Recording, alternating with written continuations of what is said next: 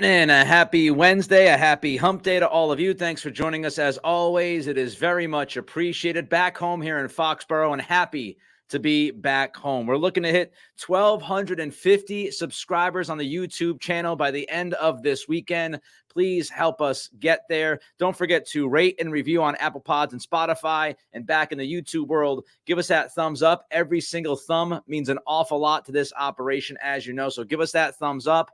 And also don't forget to comment and subscribe to the channel. Well, the nail is in the coffin for Mac Jones.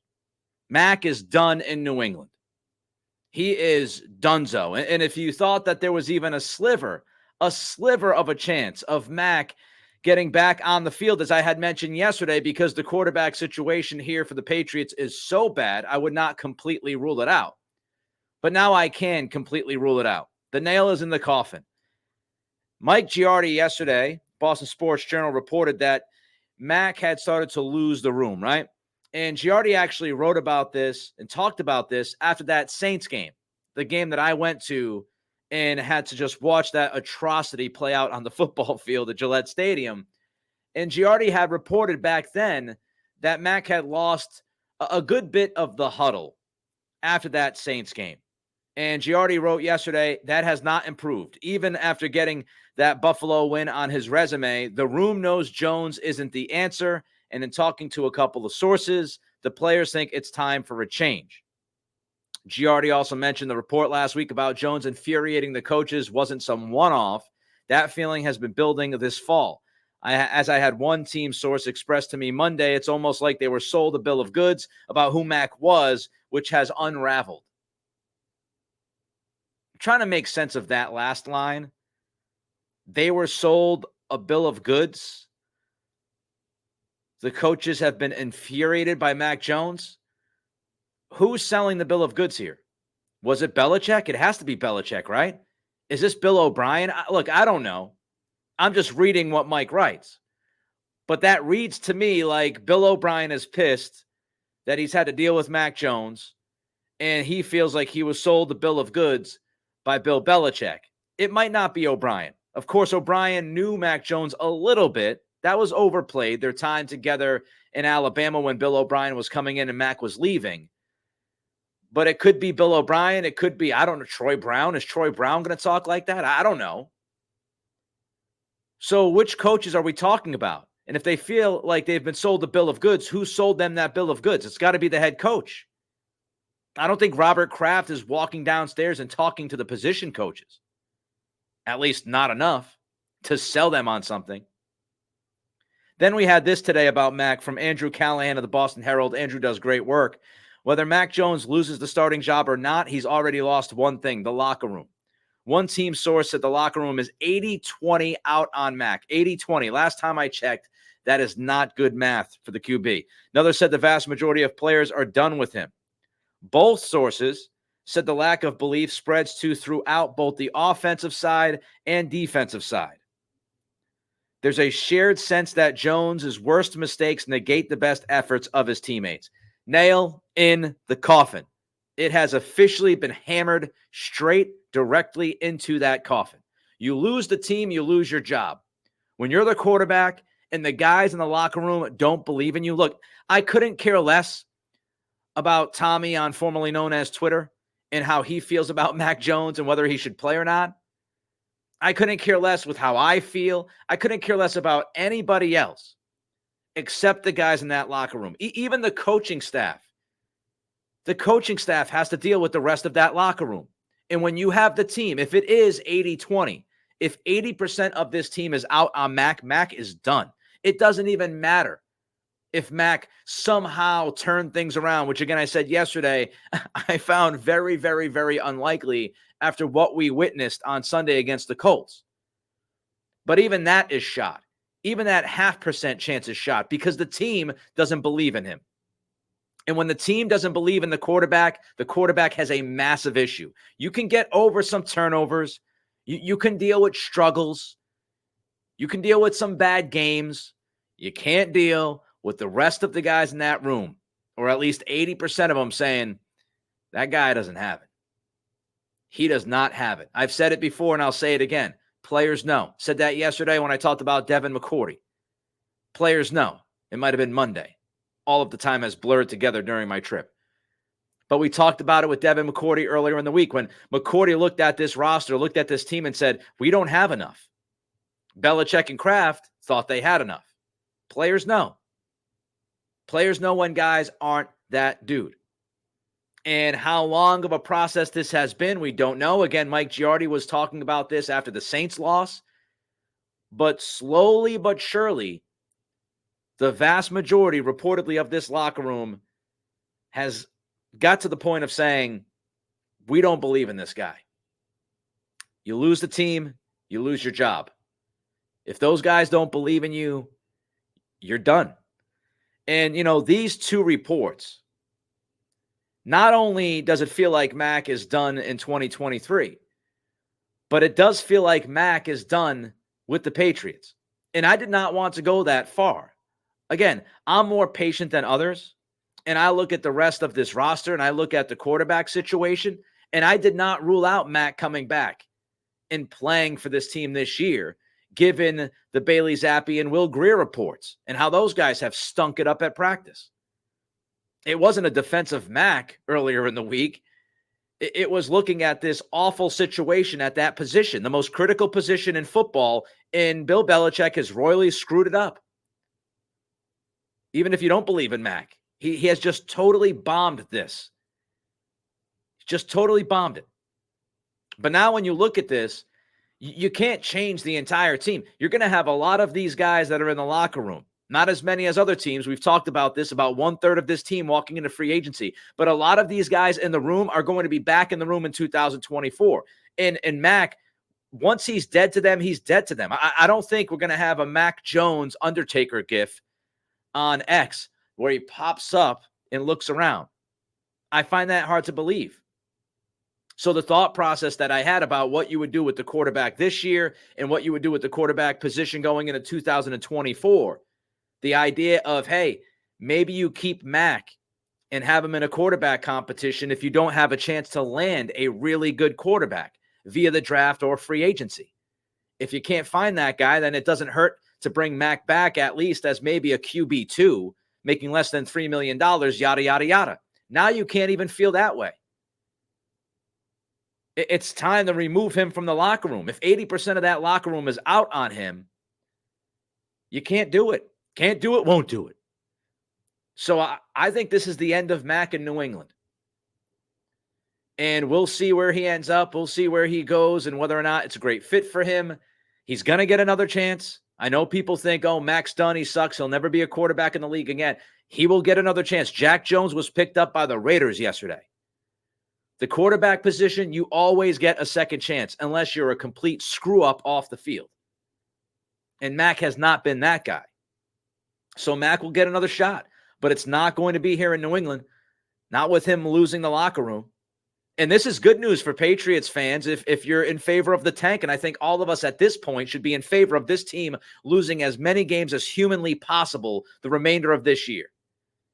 This is good news because Greer and Zappi have not outplayed Mac at practice. Now, maybe Will Greer ends up being a guy who doesn't practice well, with limited reps, gets more reps, practices better, and actually earns the chance to start against the Giants after the bye week. And maybe Greer goes out there on the field and surprises us. But let's not forget, Greer has been on multiple teams at this point in his NFL career. Other teams have not seen it in Will Greer. There have been reports that the Patriots coaching staff has somewhat cooled on the idea of Greer over the last couple of weeks because of what they've seen at practice. So I wouldn't go bananas over Will Greer. Bailey Zappi has been worse than Mac Jones on the field. On the practice field, on the regular season field, he was terrible in camp. He was terrible in the preseason. So if you want the Patriots to lose as many games as possible for the remainder of this season, this is fantastic news. Do cartwheels. Do cartwheels down the street. Go crazy if you'd like. Because going to Greer / Zappi, I think actually makes this team even worse. And I think the coaches have told us that by their actions, continuing to play Mac Jones, cutting Bailey Zappi before the season, bringing Will Greer in as like option number 4 or 5 to be the backup quarterback. Don't forget, they went through the Matt Corral situation. They brought in Ian Book for a couple of days. It's not like they jumped at the chance to sign Will Greer. So this is good news if you want to see this team lose this year. If you want to see them lose as much as possible for the remainder of this season, get into the top 3, find that top-tier quarterback that they can draft. I've said this for weeks. If you have a top 3 pick, if you have a chance at a generational quarterback, if you have a chance at a quarterback who could be in the top 8 at some point in his first couple of years in the NFL at that position, then you run the card up to the podium. And that's even before Mac Jones was fully broken and done. With the Mac Jones contract situation, it just makes sense. If you can find a stud at that position at the top of the draft, you do it. The question is, if you don't have that top of the position draft selection and you end up trying to find somebody else in the middle rounds or going out and getting one of these veteran free agents, that's when it gets murky. That's when I'm talking quarterback competition. So there's still a lot to figure out. The other part of this quickly is I just hate these kinds of reports. I really do. Like, how many guys have the right in that room? How many guys have the right in that room to point fingers at Mac Jones? I don't think there are many. This team hasn't been good. Now, Sunday, I said, that's on Mac. Those 3 critical red zone errors by him, that was the difference in the game. If he makes one of those plays, they likely win. And we're probably not even talking about this. So that game's on Mac. But we can't act like the 2-8 record is on Mac Jones. That would be outrageous. We've got to talk about the wide receivers not holding up their end of the bargain. We've got to talk about the terrible offensive line the first 6 or 7 weeks of this season. We've got to talk about Ramondre Stevenson, who looked like a shell of himself through the first 6 weeks. Thank God he's looked like Ramondre of 2022 the last 3 or 4 weeks. We've got to talk about a defensive secondary that gave up gigantic chunk plays, that blew assignments. We've got to talk about a special teams unit that has been literally one of the worst in the NFL. There's a lot wrong with this football team, and I just hate the idea that there are at least a couple of guys on this team or within this coaching staff that are pointing fingers. Like, look at your own backyard. And that's not in defense of Mac. Again, Mac individually, we can pick apart. I'm talking about these guys leaking things to the media. There's been a lot wrong with this football team. Do you have the right to say something about Mac? I mean, I'm sure some of the guys do. If Matthew Judon said something, Christian Barmore said something, okay. If it's Barmore saying, yeah, just don't believe in that guy. But if we're talking about Juju Smith-Schuster or Devontae Parker, or like, who are we talking about here? Mike Gesicki? You've had your own problems. And how does this help the situation in any way? Like, Mac did what he did. Mac had very little chance of coming back this year and doing much of anything.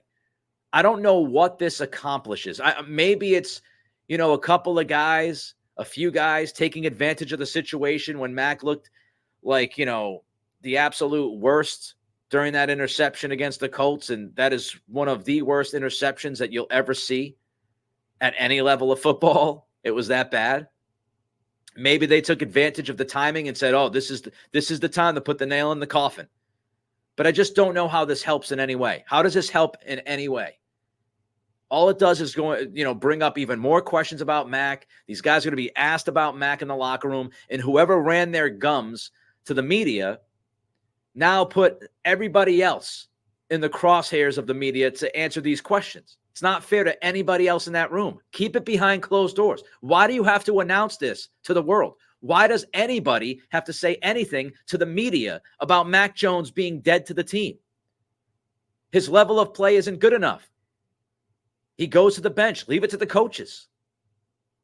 And if you're a coach saying this, what are you doing? I would guess you're trying to make yourself look better, just like anybody else who said this to the media. You're trying to make yourself feel better about what you've done. You're scapegoating Mac Jones in a way, and you're not taking responsibility or accountability for the other guys that have screwed up, like Jack Jones and J.C. Jackson. And I could sit there and list the names, on and on and on. Like pointing fingers, it's that guy, it's that guy, it's that guy. All these leaks that we've had, I've said it for the last couple of months. The Patriots have a very leaky boat. That boat is very, very leaky. And when you have these people pointing fingers at others, you have a losing organization.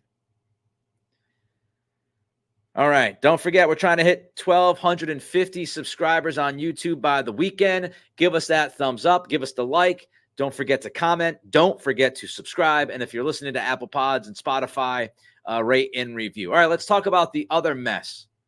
Let's talk about Bill Belichick. Dan Orlovski with Pat McAfee today said that Belichick will take over another team. This is what he's hearing, quote unquote. We're having a lot of this now. Mike Florio was hearing things. Burt Breer has been hearing things. Now Orlovski is hearing things. Orlovski is hearing that Bill is going to take over another team as both head coach and general manager. And then Orlovski went the extra step and said that the location has already been determined. Now, if true, I don't find Orlovski to be one of those guys that just throws crap up against the wall, frankly. If Orlovski is hearing this, lots of questions. The first thing I thought of when I heard this from Orlovski is that Bill Belichick has become his mentor. Bill Belichick, and I don't know if it'd be, maybe mentor is too strong of a word, but Belichick has become Parcells. Remember Parcells' last season, Super Bowl against Green Bay? Parcells had already checked out the shopping for the groceries line to the media, right? Parcells was done with the organization. He was done with the team. Belichick already determining the location of his next gig is a Parcells move through and through. And it's funny because Belichick and Parcells for a lot of years had some tension in that relationship with how things ended with the Jets. And now Belichick, it's come full circle. If this is true, Belichick is doing what Parcells did. He's taking it right from the playbook. He's quitting on his team before the season is over. Like, when was this decided? Again, if this is true from Orlovski, and if a location is already determined, and these conversations have already happened between, Bill and another team, or it has to be somebody in a middleman, right? I know that Bill doesn't necessarily have an agent anymore, but he still gets advised on certain things. Maybe that's how it's happening. But when did Bill quit on this team? Was it after the Cowboys game? Was it after the Saints game? How quickly did Bill Belichick quit on this team if he already knows where he's going in 2024? Did he pull the plug before the season kicked off? When did this happen? When did it happen? That's a crucial question. Did Belichick quit this team in the first month? At any point, quitting the team sucks. And you should be called out for it and criticized for it. And it's a joke if Belichick does know where he's going to be next year and we're still in the middle of this season. It's unfair to everybody else in that locker room. It's unfair to everybody in the organization, from ownership to the front office, to the players, to the custodians, to the nutritional group, to the fans, to everybody involved with the New England Patriots. If Bill Belichick has already planned his escape route, that is utter crap. Again, I don't know if it's true. I have no idea. I'm just, if Orlovski is right here, it's utter crap. Now, the good side to this is that it gives the Patriots a ton of time to figure out what they want to do, to figure out this transition. Because you're not just figuring out the transition of a head coach. You're talking front office. You're talking coaching staff, different levels of the coaching staff. You've got Belichick's kids involved. Front office. Again, I said this earlier in the week. This organization is very incestuous. This is a Bill Belichick organization from pillar to post. A ton of people in that facility are Belichickites. So this is going to be quite the turnover, I would think. And this gives ownership the right amount of time. It gives them a lot of time. If this is true from Orlovski, it gives them a lot of time to figure out this transition. The coaching staff, the front office, it gives them time. And how much has been figured out? If this is true, if Belichick knows where he's going, if the writing is on the wall, how much has been figured out behind those closed doors? Is compensation already figured out? Have major discussions been had at the ownership level between the Patriots and this other team that Belichick might know where he's going? How in depth have those discussions been? Do the Patriots already know they're getting something in return for Belichick? What's this do to the Patriots? Again, if you're a fan of losing every game the rest of this season, this from Orlovski might help that goal, because the players are now looking around going, wait a minute, our coach wants out? Belichick is already planning his escape route? Why do I want to go out there and play for this guy? How hard am I going to play, especially if I'm a free agent? If he gets the chance and the opportunity to plan his escape route, I'm planning mine. I'm not going balls to the wall for a 2-8 team. So what's this do to the rest of the team? Where will he end up? I don't know. We got the Washington rumors. Peter King wrote about maybe Dallas, Chicago, the Chargers. King did have doubts about those three teams and Washington actually being a fit. But we'll see. We'll see what happens. Don't forget to rate and review Apple Pods and Spotify. I got more for you coming up in a minute. On YouTube, give us that thumbs up, that like. It means the world to us. All of the support, it really does. More thumbs up means more eyeballs to the product as we try to build this community. Over 1,100 subscriptions to this point, trying to get to 1,250 by the end of this weekend. It's a pretty lofty goal, but with your support, we can get there. Like, comment, and subscribe. Let's finish up with some Red Sox. Sox reportedly, according to Ken Rosenthal last night, close to landing Andrew Bailey as the pitching coach. And Andrew Bailey, a highly respected guy throughout the game. If he is the hire, I think it would be a great hire. The Mets wanted to speak to Bailey last season for their bench coach position. Giants weren't too keen on that idea. He recently spoke to the Yankees about being their bench coach. So, we're not just talking about a guy who is seen as someone who can work with pitchers. We're talking about somebody that, a couple of organizations, at least a couple, have already thought about moving him into a position of even more power within the managerial and coaching structure of a team. Bench coach is that next step, right? You go bench coach, then you go manager. That's how it works a good amount of time, not all the time.